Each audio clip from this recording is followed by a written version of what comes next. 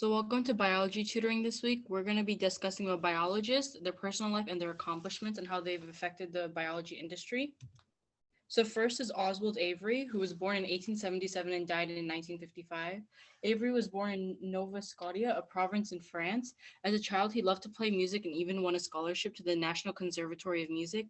He attended Colgate University with a bachelor's degree and then attended the College of Physicians and Surgeons. In 1907, he accepted a leadership position at the Hoagland Laboratory in Brooklyn, the first private bacteria research in the US. He did not travel much and devoted much of his life to work. He barely talked to his coworkers, but he was still very well liked in the industry. His contribution to biology. Avery helped find that DNA was a transforming principle, when DNA is responsible for the hereditary in genes. He was also one of the very first molecular biologists and laid down the foundation that isolated DNA as being the material of which genes and chromosomes are made. Later, Avery's findings helped two other scientists discover the helical structure of DNA, giving birth to the field of molecular biology. He won a Copley Medal and an Albert Lasker Award for basic medical research. The Albert Lasker Award is the one that he's holding in the picture in the top right. Next is Elizabeth Blackwell, who was born in 1821 to 1910. Born in England, Blackwell came from a large religious family of 8 other siblings and was privately tutored. In 1832, Blackwell's family moved to the US where they were active in the abolitionist movement. At age 17, Blackwell started a school with her sisters out of her home and still continued to teach after shutdown. In 1847, after being rejected from 30 medical schools, Blackwell got accepted into the Geneva Medical College. In fact, they thought her application was a joke because it was a woman applying, and the college decided to play along. So her attendance to medical school even made the news because she was a woman. In 1849, Blackwell was the first woman to be awarded a medical degree, and in 1851, she opened up her own practice after gaining more medical experience in France. In addition to this practice, she published a series of lectures called The Laws of Life with special reference to the physical education of girls. Finally, in 1868, Blackwell realized her goal of opening up the first women's medical college in a public infirmary, where she was the professor of hygiene. Due to Blackwell, the ability for women to enter the medical field improved. Next is Linda Buck. On January 29th, 1947, she was born in Seattle, Washington. Her father was an electrical engineer and spent his time inventing and building different items. And her mother was a housewife who spent most of her free time solving word puzzles. And she received her Bachelor of Science in Psychology and Microbiology in 1975 from the University of Washington in Seattle and her PhD in immunology in 1980 at the University of Texas Southwestern Medical Center at Dallas. And she met Roger Brent, also biologist, in 1994, and they got married in 2006 and are still together today. And she wanted to trace the travel of odors through the nose's cells to the brain. And in their research, Richard Axel and her worked with rat genes and identified a family of genes that code for more than 1,000 odor receptors. And she became an assistant professor in the neurobiology department at Harvard Medical School, where she established her own lab. And after finding how the nose detects odors, she published her findings in 1993 on how the inputs from different odor receptors are organized in the nose. And she was awarded the Takasago Award for Research in Olfaction, Unilever Science Award, Pearl/UNC Neuroscience Prize, Gardner Foundation International Award, the Nobel Prize in Physiology or Medicine, and many more. And the image in the top right is a photo of her receiving the Nobel Prize. Thank you for listening to the biology tutoring. We hope to see you next week. Hey, welcome back to another chemistry lesson. Today we'll be talking about organic chemistry. So organic chemistry is the study of carbon compounds that are covalently bonded. And remember that covalent means that the bond where atoms share electrons. So these compounds contain carbon atoms that are usually bonded to other carbon or hydrogen atoms. And they can also be bonded to phosphorus, nitrogen, oxygen, halogens, or sulfur atoms. However, in organic chemistry, the carbon compounds do not include oxides, carbonates, or allotropes of pure carbon. And allotropes is different physical forms of carbon, like diamond or graphite. Hello, welcome back to another lesson for chemistry. Today we'll be talking about organic chemistry. So organic chemistry is the study of carbon compounds that are covalently bonded. And remember that covalent means that two atoms share electrons. So these compounds contain carbon atoms that are usually bonded to other carbon atoms or hydrogen atoms. They can also be bonded to phosphorus, nitrogen, oxygen, halogens, or sulfur. However, for these organic compounds, they do not include the carbon compounds that are oxides, carbonates, or allotropes, which means different physical forms of pure carbon, for example, diamond or graphite.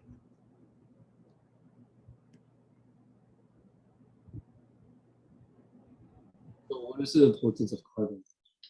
Well, carbons, they can make large and complex molecules, and they are found in all organic compounds.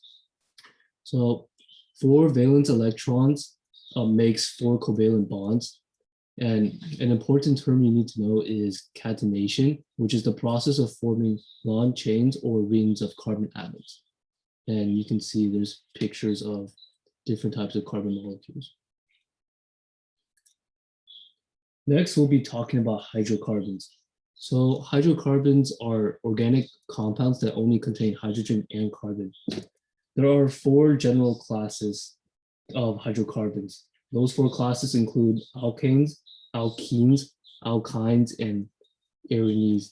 So alkanes, they're also saturated hydrocarbons, and they have the simplest structure out of all of the classes, since they are only composed with single bonds and are saturated with hydrogen. Next, alkenes. Alkenes, they have double bonds and they are unsaturated hydrocarbons. And alkenes are unsaturated hydrocarbons that contain triple bonds. And finally, arenes, they include at least one aromatic ring, and they have alternating single and double bonds. And there are molecular structure differences, which results in difference in empirical formulas.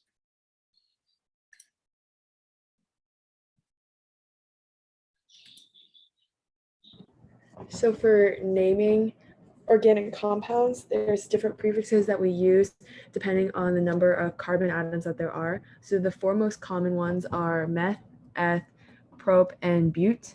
And so we can see examples on the right.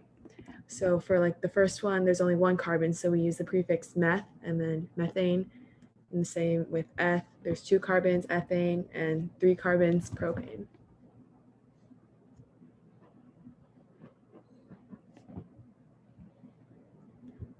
So there's multiple different ways that we can draw organic structures. So the first we have molecular structure, which shows the number of atoms in the number of each atom in the molecule.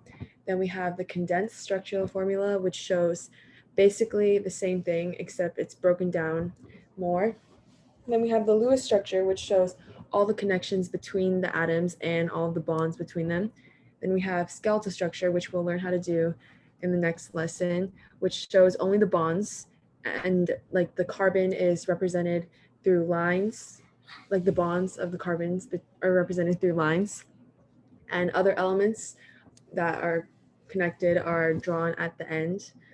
Then we have the ball stick structure, which can be visualized in like 3D, and it shows the bond angles between the atoms.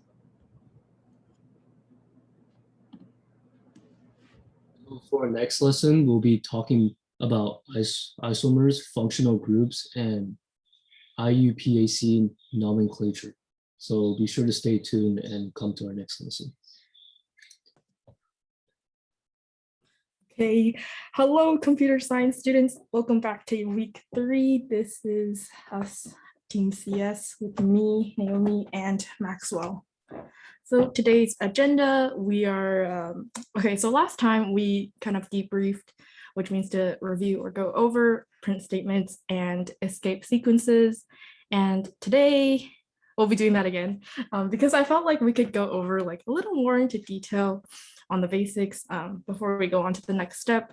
So here are some simple but important topics that we'll be going over today. And these are print statements, escape sequences, commenting code, and semicolons. And of course, if you have any questions, feel free to check out our Google form, which will be at the end, to send us or shoot us a question that any of you guys have.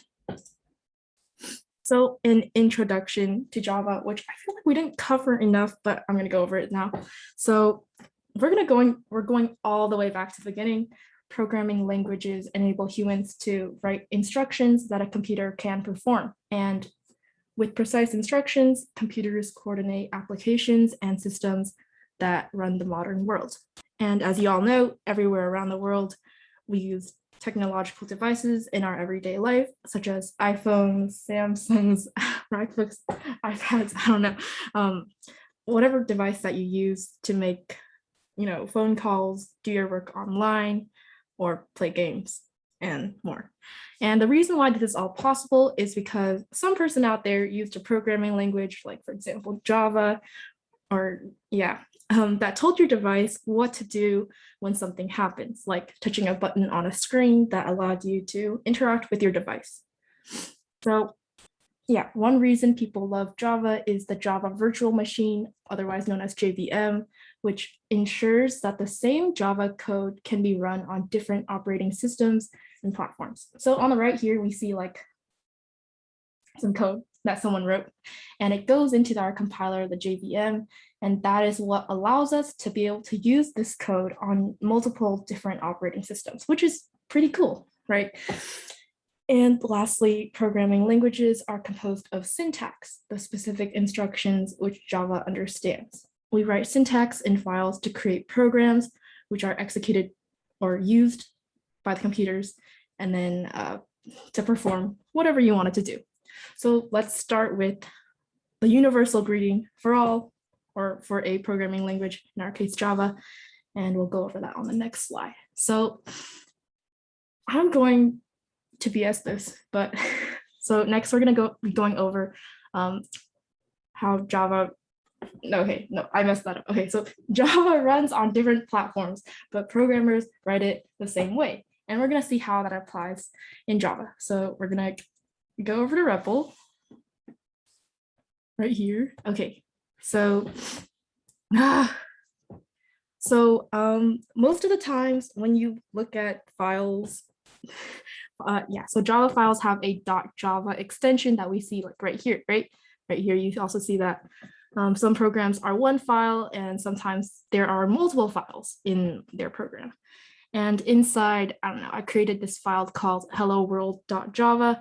We have a class, and we see that here, public class hello world thingy bobber, curly braces.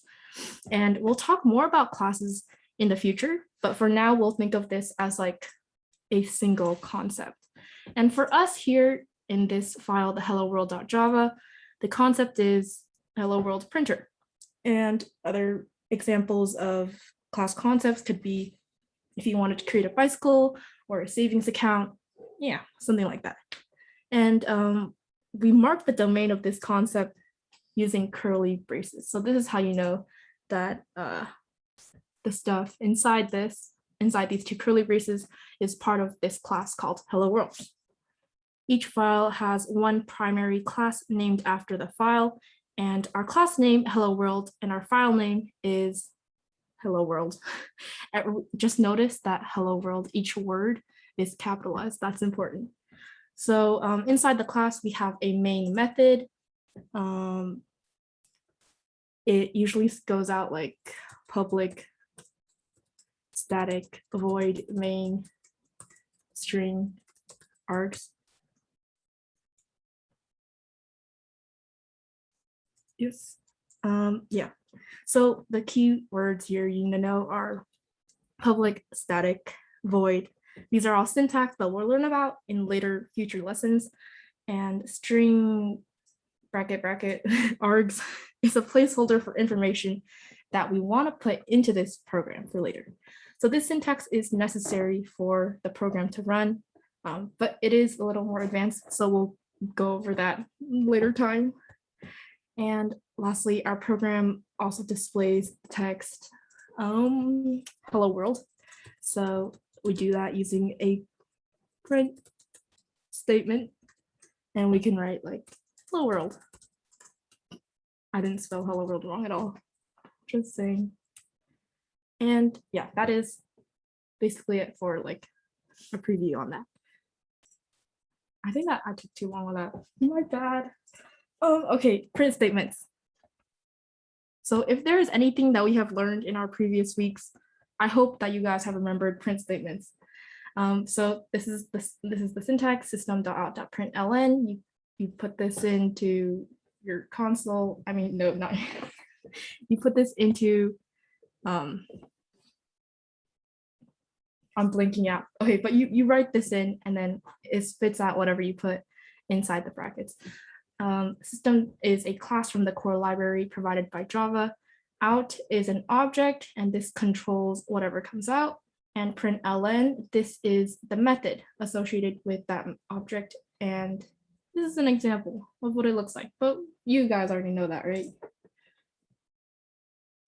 So for escape sequences, that's basically a way to modify your output without having to do something weird with your print statement. So for example, \t will basically insert a tab, which is around like 7 spaces. And \n is a new line. So basically like when you press enter on the keyboard, the quotes inserts a double quotes, which is, I mean, you can learn this later, but typically in Java language, it's not allowed without this special command. And once, if you want a backslash, let's say you're making some art, then you can just use 2 and it'll be replaced by 1 backslash when you actually print out in the console. Yep. Okay, and next is commenting. So commenting are basically bits of text that are ignored by the compiler, but I really advise you to make lots of comments just so that you know what you're doing, because oftentimes you could be writing a lot of code and you won't know what you're doing. Like you could write some code one day and then come back to it tomorrow and you'd be like, what the heck did I just write? I don't remember anything. So it's really, I advise you to create lots of comments throughout your code just to tell you and remind you, what is this code? What is it doing?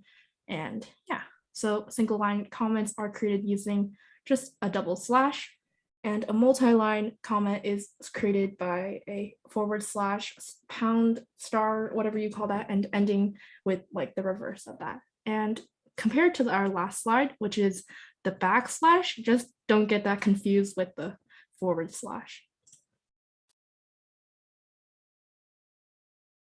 So for semicolons, very integral part of computer science. So in the Java language, a semicolon allows the computer to know when your command has ended.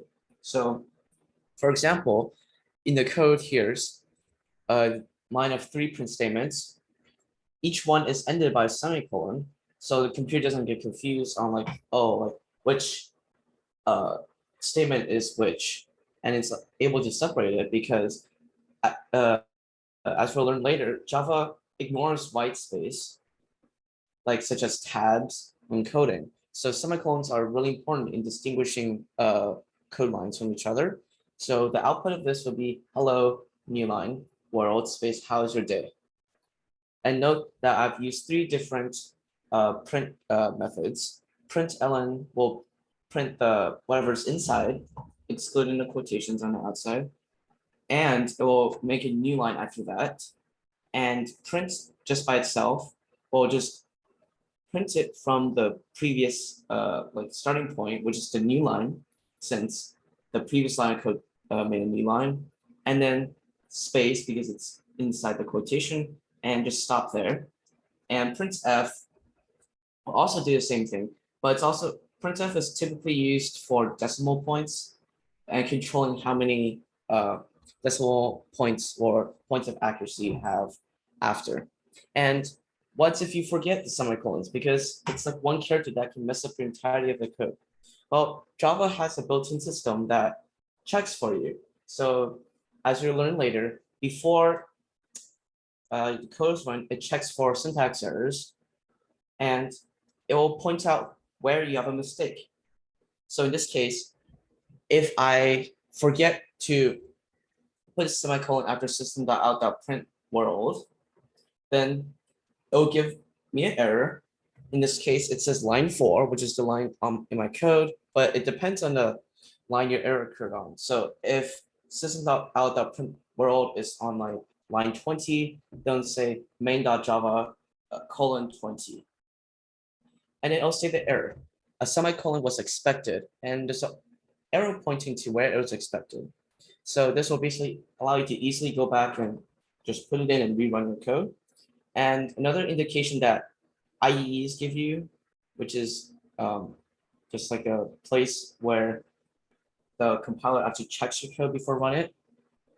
Like for example, REPL, there will be a red squiggly line like when you misspell something in like Google Docs or something. There'll be a red line, and if you highlight it, it will tell you the error before you even run it. So it's another good way of checking if there's an error if you see a squiggly line. Yep. And if you have any questions, comments, feel free to send us another comment or question in our Google form. And these were the sources we used today. Thank you for coming. Hope to see you guys next time.